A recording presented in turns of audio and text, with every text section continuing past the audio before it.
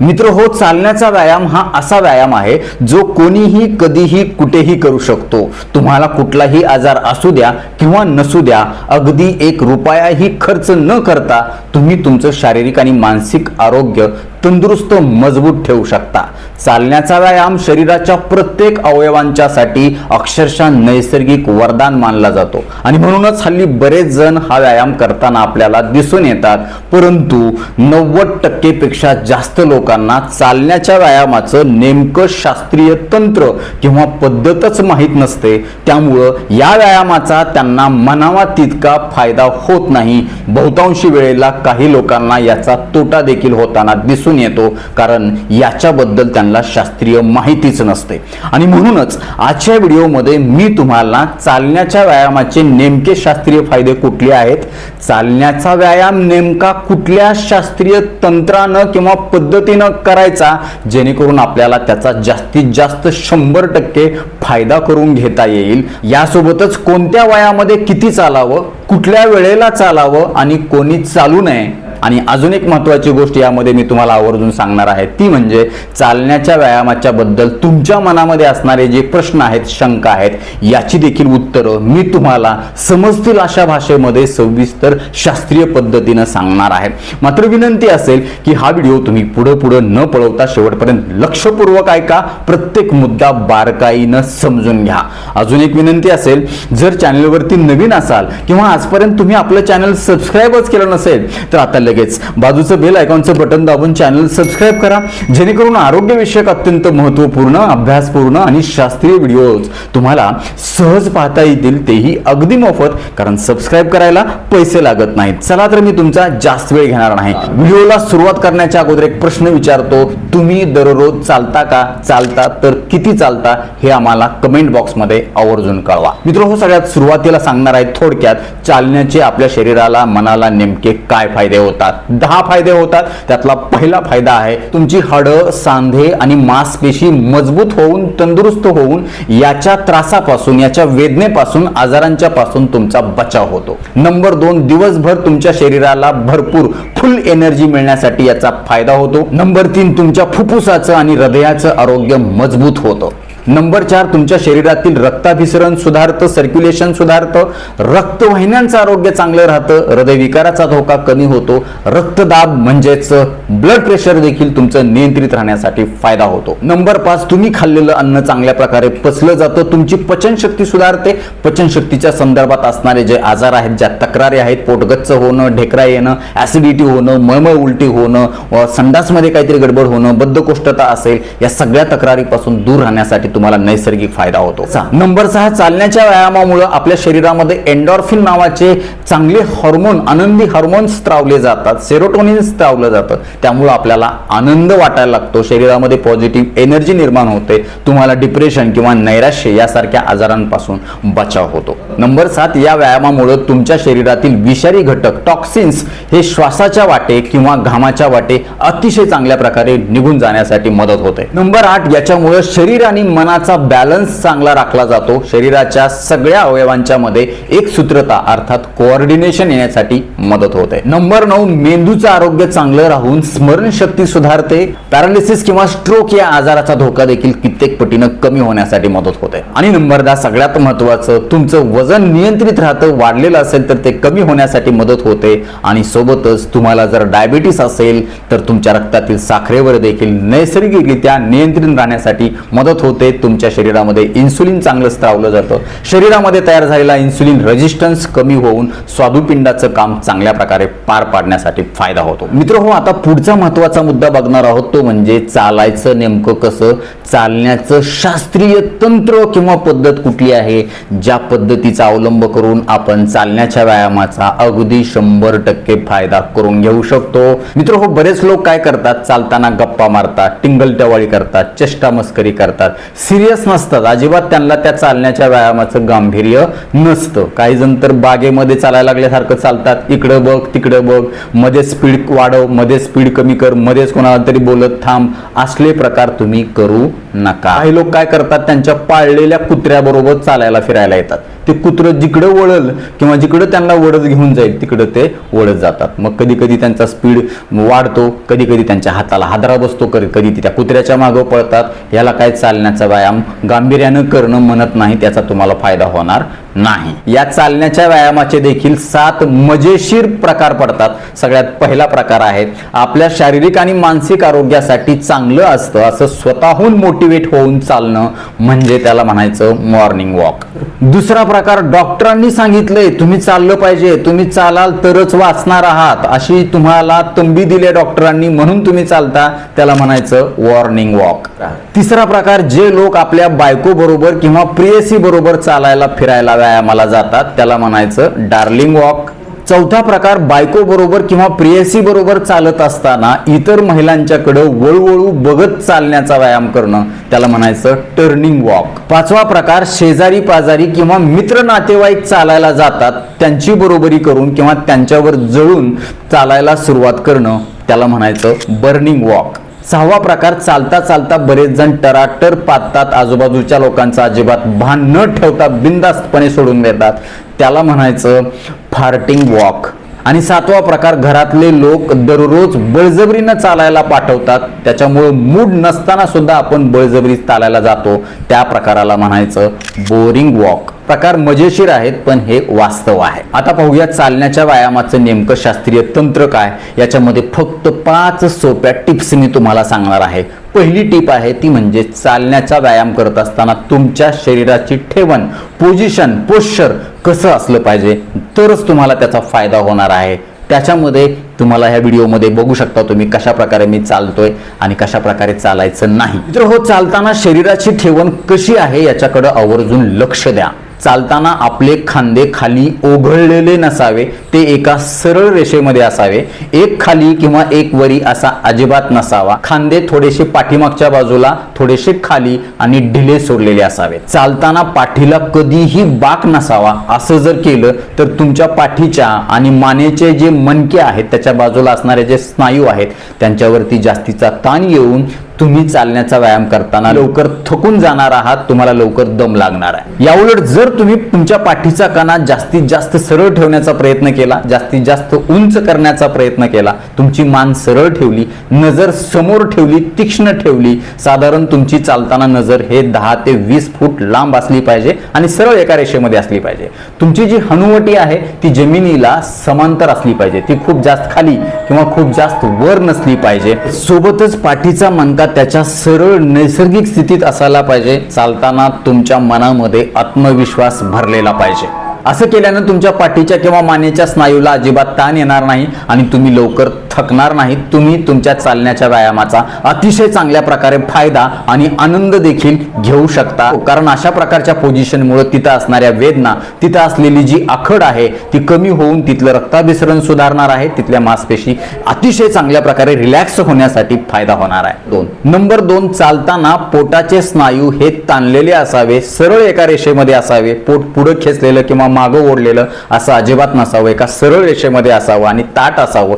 शक्यतो चालताना प्रत्येक पाऊल टाकत असताना तुमच्या बेंबीचा जो भाग आहे तो आत ओढायचा तुम्ही आवर्जून प्रयत्न करा, खेचायचा प्रयत्न करा, जेणेकरून तुमचा जो मणका आहे पाठीचा तो एका सरळ रेषेमध्ये येण्यासाठी फायदा होईल आणि त्याच्यावरती जास्तीचा ताण येऊन तुम्हाला चालल्यानंतर पाठ किंवा कंबर दुखीचा त्रास अजिबात होणार नाही. यासोबतच असं केल्यानं तुमच्या शरीराचा चांगला बॅलन्स अर्थात समतोल राखला जाईल, ज्यामुळे शरीराचा बांधा, शरीराची पोझिशन, शरीराची ठेवण एक डामडौल होण्याच्यासाठी मला मदत होईल.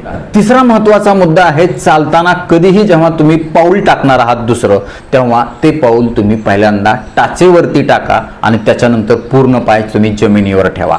कधीही चालत असताना तुम्ही सपाट पाय जसाचा तसा जमिनीवर ठेवू नका किंवा चालत असताना पाऊल टाकताना सगळ्यात सुरुवातीला तुम्ही पंजावरती किंवा बोटावरती कधीही जमिनीवर ठेवू नका. समजा ही तुमची टाच आहे, ही टाच तुम्ही अगोदर जमिनीवर ठेवा आणि त्याच्यानंतर पूर्ण तुमचा पाऊल ठेवा. असं केल्यानं चालून आल्यानंतर तुमचे तळपाय किंवा घोटे, गुडघे किंवा पिंढऱ्या, मांड्या अजिबात दुखणार नाहीत. यासोबतच तुमच्या पायावरती, टाचेवरती किंवा हाडांच्या वरती जास्तीचा ताण येणार नाही, त्याची झीज होणार नाही, पायाचं जमिनीवरती जास्त घर्षण होणार नाही, पायाला जास्त झटका किंवा जर्क हादरा बसणार नाही. किंवा अगोदर तुमचे घोटे, गुडघे किंवा पाय, पिंढऱ्या दुखत असतील तर ते कमी होण्यासाठी देखील अशा प्रकारच्या चालण्यानं तुम्हाला मदत होणार आहे. कारण जेव्हा तुम्ही अशा प्रकारे शास्त्रोक्त पद्धतीनं पाऊल टाकता तेव्हा पायाच्या मध्ये असणाऱ्या सगळ्या रक्तवाहिन्यांमधून जाणारा रक्तप्रवाह अतिशय चांगल्या प्रकारे प्रसारित होतो, रक्ताभिसरण, ब्लड सर्क्युलेशन सुधारतं, तिथं असलेल्या स्नायूमधली आखड कमी होऊन तिथे एक रिलॅक्सेशन येतं. नैसर्गिक फायदा तुम्हाला या सगळ्या वेदनेपासून दूर राहण्यासाठी किंवा त्याच्यापासून बचाव करण्यासाठी किंवा त्या कमी करण्यासाठी मदत होते. चौथा महत्त्वाचा मुद्दा आहे, चालताना तुम्ही हात कसे ठेवायचे, हाताची पोझिशन कशी असली पाहिजे. तर हाताची पोझिशन ही एका सरळ रेषेमध्ये असली पाहिजे. कधीही तुम्ही अशा प्रकारे क्रॉस हात घेत चालायचं नाही. हात तुम्ही कधीही चालताना कोपरातून दुमडायचा नाही. तुम्हाला हात पूर्णपणे पेंडुलम सारखा काय करायचा आहे, ह्या खांद्यातून, व्हिडिओमध्ये तुम्ही बघू शकता कशा प्रकारे मी चालतोय ते, तर ते खांदे तुम्हाला सरळ एका रेषेमध्ये तुम्हाला घ्यायचे, ते खांद्याच्या वर जाणार नाहीत याची आवर्जून काळजी घ्यायची आहे. जसं सैनिक, सोल्जर चालतात अशा पद्धतीनं लेफ्ट राईट करत तुम्हाला चालायचं आहे. तुम्ही म्हणाल असं जर चाललो आम्ही तर आम्हाला लोक गार्डन मधले किंवा जिथं आम्ही चालायला जातो ते नाव ठेवतील. लोकांनी चांगलं म्हणण्यासाठी किंवा लोकांनी कौतुक करण्यासाठी आपण फिरायला जात नाहीत. बरेच जण फॅशन म्हणून फिरायला जातात. मी असं चालले तरच छान दिसेल, तसं चाललं तरच छान दिसेल. बऱ्याच जणांना सवय असते काहीतरी वेडीवाकडी हालचाल करून लोकांना आकर्षित करून घ्यायचं. तर असं अजिबात नाही. लोकांकडे चालताना किंवा कुठलाही व्यायाम करताना अजिबात लक्ष देऊ नका. तर हात तुमचा सरळ एका रेषेमध्ये पुढं जेवढा शक्य होईल तेवढा वर घ्यायचा आहे, परंतु तो खांद्याच्या वर येऊ द्यायचा नाही. पाठीमागं देखील जेवढा पाठीमागं घेता येईल तेवढा तुम्ही घ्या आणि उजवा डावा असा आदला बदल करून तुम्ही लेफ्ट राईट अशा प्रकारे चालू शकता. ज्याच्यामुळे तुमच्या मानेच्या, खांद्याच्या, हाताच्या, दंडाच्या ज्या मांसपेशी आहेत, पाठीच्या मांसपेशी ज्या आहेत त्यांना अतिशय चांगला स्ट्रेच मिळेल आणि नैसर्गिकरित्या ते मजबूत होण्यासाठी आणि तिथले आजार कमी होण्यासाठी तुम्हाला फायदा होईल. आणि पाचवा महत्त्वाचा मुद्दा आहे, चालत असताना कधीही आपापसात बोलू नका, गप्पा मारू नका. चालताना तुमचं लक्ष पूर्णपणे तुमच्या श्वासावर केंद्रित करा.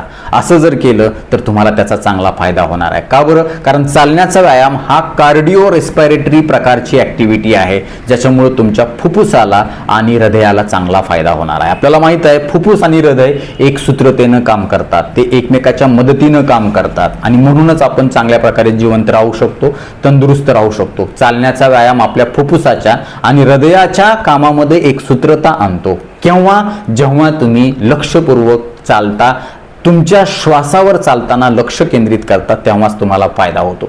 लांब श्वास घ्या, लांब सोडा किंवा नॉर्मल श्वास घ्या, मात्र श्वासाकडे तुम्ही लक्ष केंद्रित ठेवा. तोंड अजिबात उघडू नका.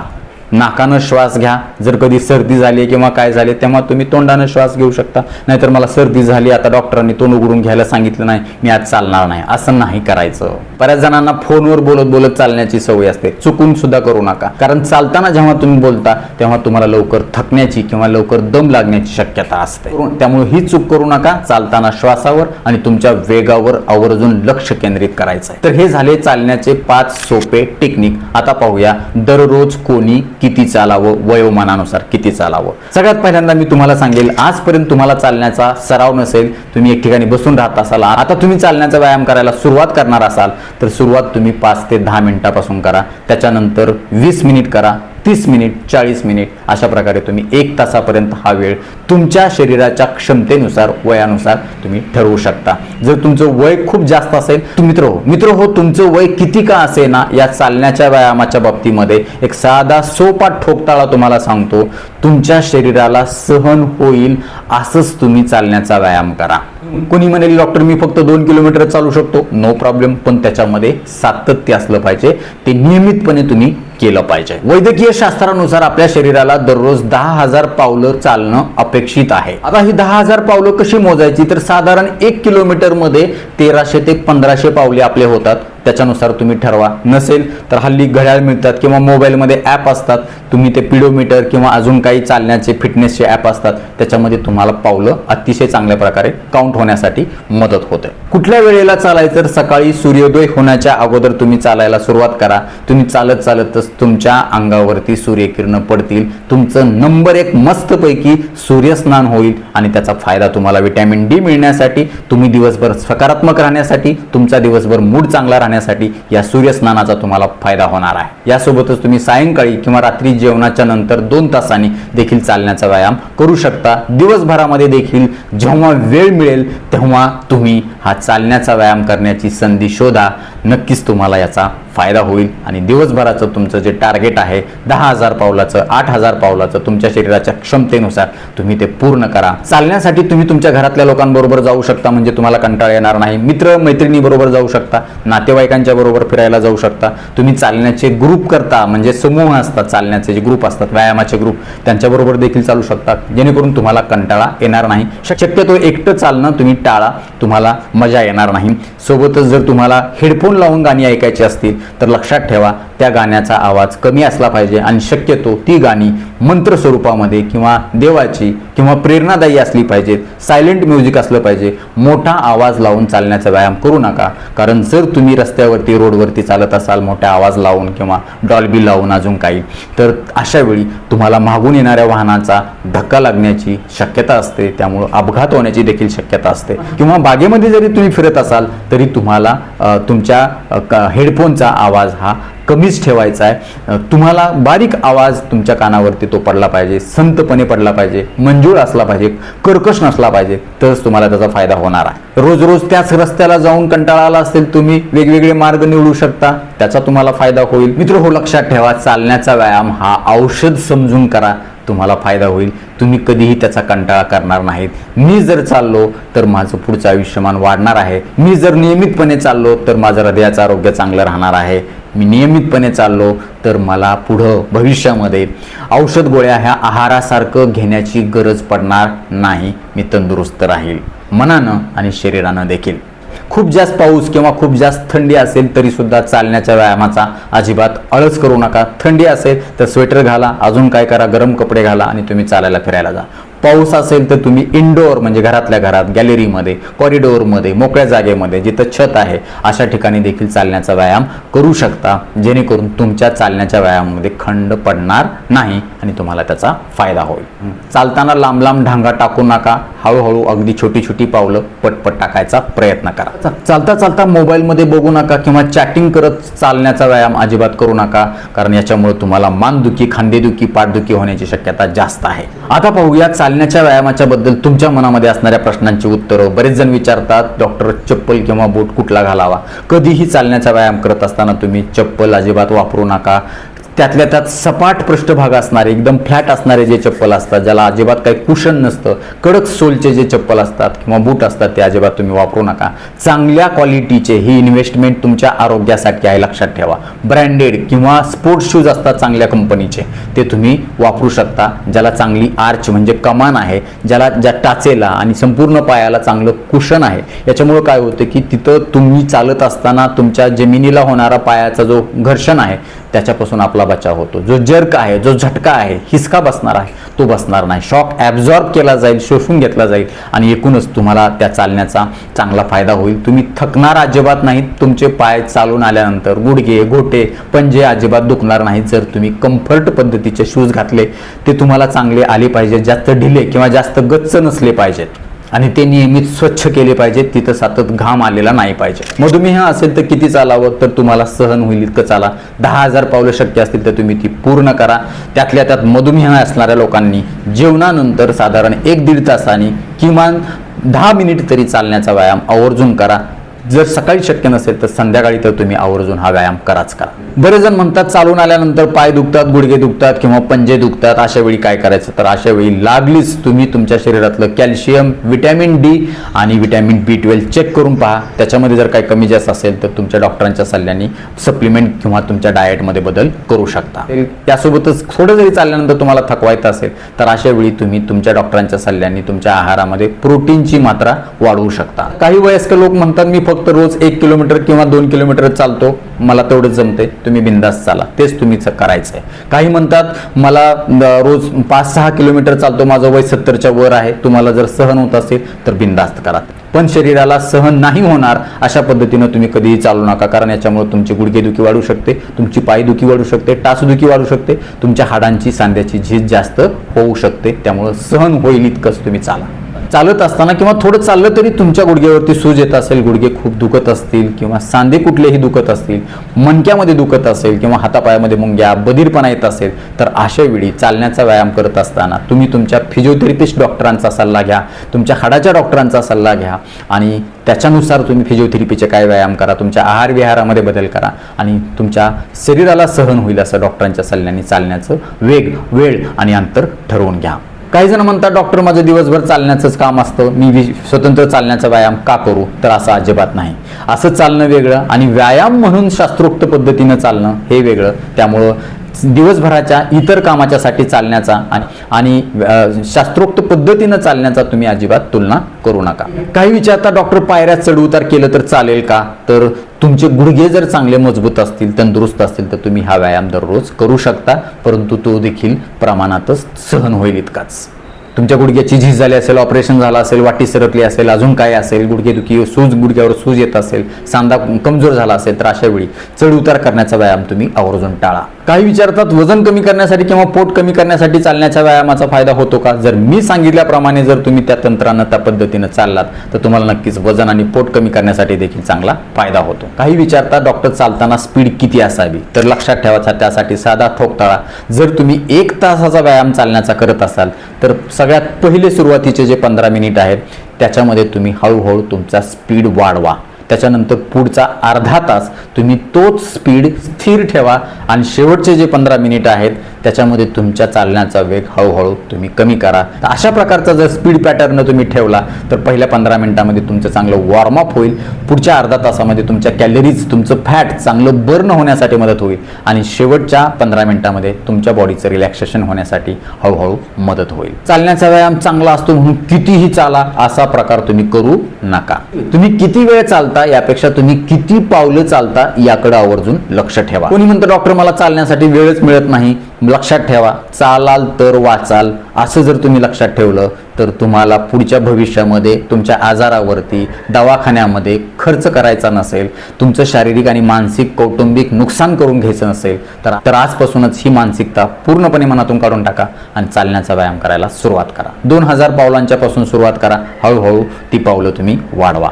हृदयरोग असेल तर चालावं का? तर हृदयरोग जर असेल किंवा रक्तवाहिन्यांचा कुठला आजार असेल तर अशा वेळी चालण्याचा व्यायाम करण्याच्या अगोदर तुमच्या डॉक्टरांचा आवर्जून सल्ला घ्या, कारण प्रत्येकाची प्रकृती, प्रत्येकाच्या हृदयाची क्षमता ही वेगवेगळी असते. चालताना थोडा जरी दम लागत असेल तर लवकरात लवकर तुम्ही त्या हृदयाच्या संबंधित तपासण्या करा आणि डॉक्टरांच्या सल्ल्यानं चालण्याच्या व्यायामाचं तुम्ही नियोजन करू शकता. काही जण म्हणते डॉक्टर नाईट शिफ्ट असेल तर कसं करायचं, सकाळी आम्हाला चालता येत नाही, तर अशा वेळी तुम्ही इव्हिनिंगला म्हणजे सायंकाळच्या वेळेला 6ला 7ला जेवणाच्या अगोदर किंवा जेवण झाल्यानंतर अर्धा 1 तासाने तुम्ही चालण्याचा व्यायाम सहजपणे करू शकता किंवा दुपारी तुम्ही करू शकता. साधारण सरासरी स्पीड किती असावा? तर 1 तासामध्ये तुम्ही 5 किलोमीटर अंतर चालावं. जर त्याच्यापेक्षा कमी होत असेल तुमच्या शरीराच्या नुसार तर तुम्ही कमी करा, हळूहळू तुम्हाला ते ऍडजस्ट करता येते का बघा. नसेल तर तुम्हाला सहन होईल इतकंच चाला. काही जण विचारता डॉक्टर कितीही व्यायाम केला तरी माझं पोट आणि वजन कमीच होत नाही, या चालण्याच्या व्यायामाचा चांगला फायदा अजून जास्त करून घ्यायचा असेल तर अशा पद्धतीनं तुम्ही मगाशी सांगितल्याप्रमाणे शास्त्रोक्त पद्धतीने चाला आणि सोबत तुमच्या आहार आणि जीवनशैलीमध्ये देखील सकारात्मक बदल करा. आहार आणि जीवनशैलीच्या बद्दल, वजन कमी करण्याच्यासाठी आपण चांगले व्हिडिओ बनवले आपल्या चॅनलवरती, ते देखील तुम्ही आवर्जून पहा. नक्कीच तुम्हाला तुमचं शरीर तंदुरुस्त फिट ठेवण्यासाठी मदत होईल. तर नक्कीच मित्र हो, हा व्हिडिओ तुम्हाला उपयुक्त वाटलाच असेल याची मला खात्री आहे. व्हिडिओ आवडला असेल तर आवर्जून लाईक करा, कारण इतकी मेहनत घेऊन आवर्जून वेळ काढून आम्ही तुमच्यासाठी ही शास्त्रीय माहिती घेऊन येत असतो. जेव्हा तुम्ही लाईक करता तेव्हा आम्ही आवर्जून वेळ काढून व्हिडिओ केल्याचं आम्हाला सार्थक वाटतं.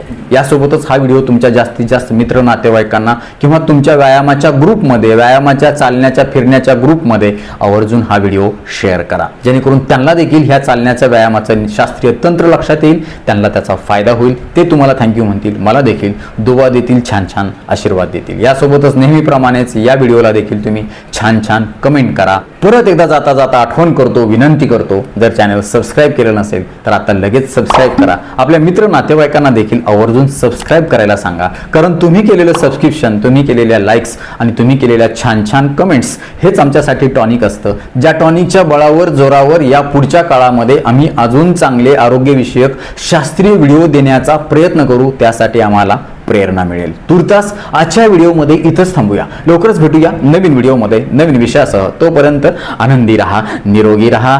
धन्यवाद. रामकृष्ण हरी माऊली.